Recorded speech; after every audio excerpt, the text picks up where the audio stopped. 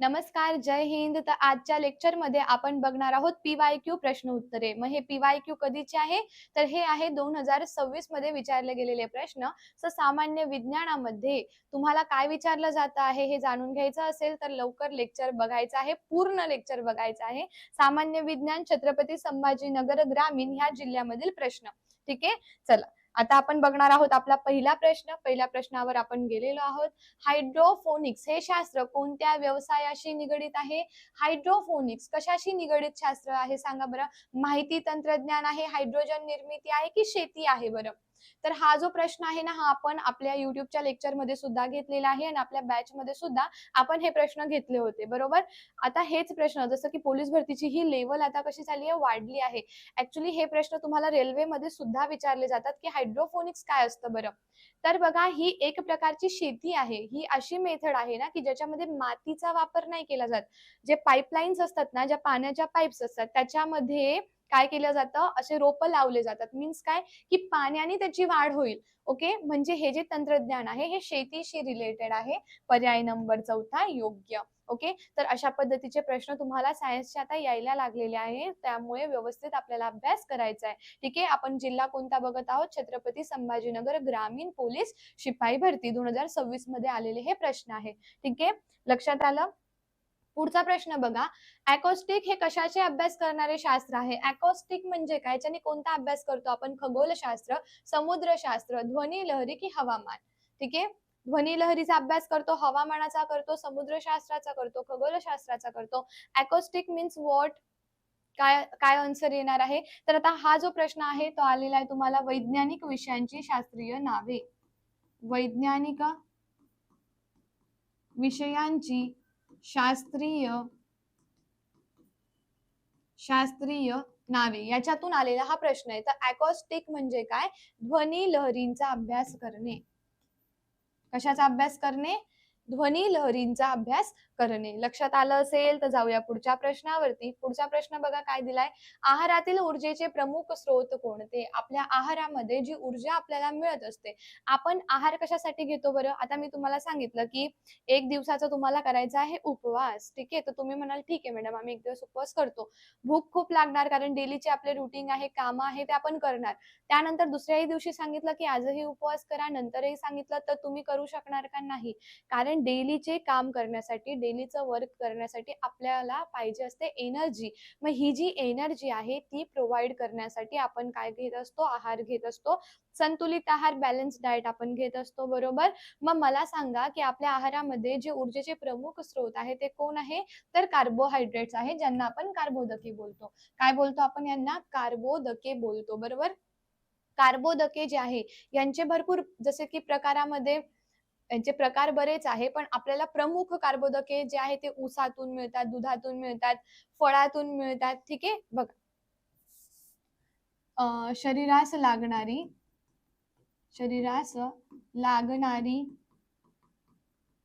पोषक घटके. आता ह्याच्यामध्ये जास्त प्रमाणात लागणारी काय? तर बाळांनो, जास्त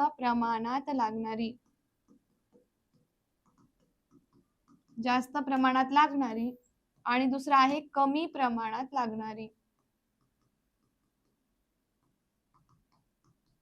ठीक आहे, जास्त प्रमाणात लागणारी, कमी प्रमाणात लागणारी. तर जास्त प्रमाणात लागणारी म्हणजे काय? जे आपल्याला जास्त एनर्जी प्रोव्हाइड करतात. ठीक आहे, त्यापैकी पहिलं आहे कार्बोदके. काय आहे? पहिलंच कार्बोदके, ज्यालाच आपण कार्बोहायड्रेट बोलतो. नंतर आहे प्रथिने, ज्यांना आपण प्रोटीन बोलतो. आणि नंतर आहे मेद आम्ले. लक्षात आलं? सगळ्यांना लक्षात आलं?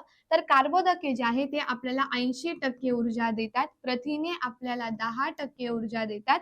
मेद आपल्याला 10% ऊर्जा देतात. म्हणजे सगळ्यात जास्त ऊर्जा कोणाकडनं मिळाली आपल्याला? कार्बोदकांकडनं, बरोबर? याच्या रिलेटेड आणखीन असे प्रश्न विचारले जातील की 1 ग्रॅम कार्बोदके खाल्ल्यावर किती एनर्जी मिळेल? जर हे ग्रॅम व्हॅल्यू मध्ये असेल तर 1 ग्रॅमापासून तुम्हाला 1 ग्रॅम कार्बोदके खाल्ले 4 किलो कॅलरी ऊर्जा मिळणार. ठीक आहे, हे मी ग्रॅम मध्ये सांगते बाळांनो, हे लक्षात ठेवा.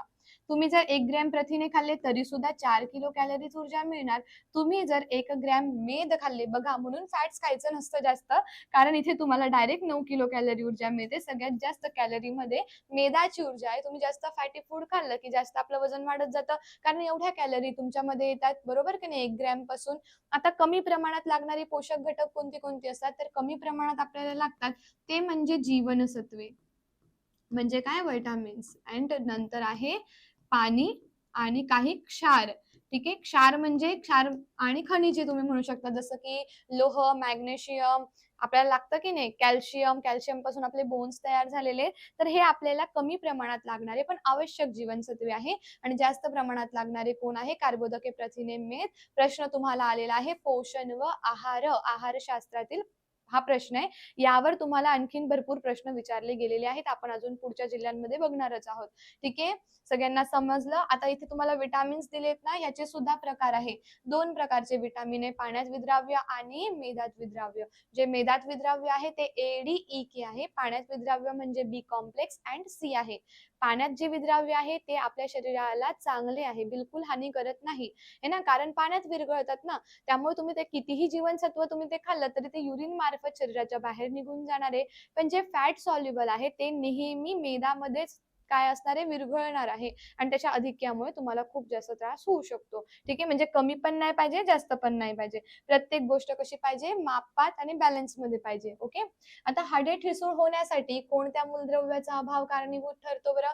आता समजा हाडे ठिसूळ झाली, ठीक आहे. सो हाडे ठिसूळ होणं म्हणजे नक्की काय आहे? फॉस्फरस कमी झालंय, नायट्रोजन कमी झालं, कार्बन कमी झालं, की कॅल्शियम कमी झालं? ठिसूळ होणे म्हणजे काय, की पोकळ होऊन जाणे. एक असतं कठीण, एक असतं ठिसूळ.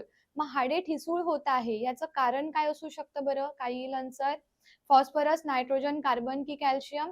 तर आपल्या शरीरामध्ये जेव्हा कॅल्शियम कमी होतं, है ना, कॅल्शियम कमी झाल्यानंतर आपले हाडे ठिसूळ होणे, त्यानंतर आपले जे दात आहेत, दात, आपले टीथ आहे ते सुद्धा कसे होतात, कमकुवत होतात. कारण आपले दात आहे, आपले बोन्स आहे, हे बनलेले आहे कॅल्शियम पासून. 99% कॅल्शियम याच्यामध्ये आहे. ठीक आहे. आणि कॅल्शियम आपल्याला कसं मिळतं, तर कॅल्शियम युक्त अन्न खाल्ल्यानंतर आपल्या लहान आतड्यांमध्ये जेव्हा ते अन्न जातं, तेव्हा आपलं जे विटामिन डी आहे ते काय करतं, त्याला शोषून घेतं.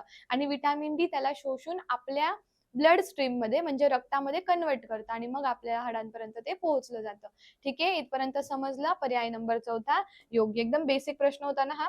त्यानंतर एकदम कॉमन मोस्ट इम्पॉर्टंट प्रश्न आहे पोलीस भरतीमधला, की बंदुकीतून गोळी सुटल्यावर बंदूक मागे सरकते, हे खालीलपैकी कशामध्ये स्पष्ट केलेले आहे?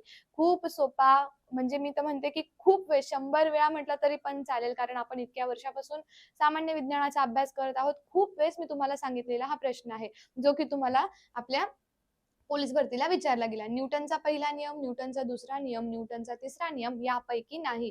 तर सांगा, बंदुकीतून गोळी सुटल्यावर बंदूक मागे सरकते, हे खालीलपैकी कशामध्ये स्पष्ट केलेले आहे?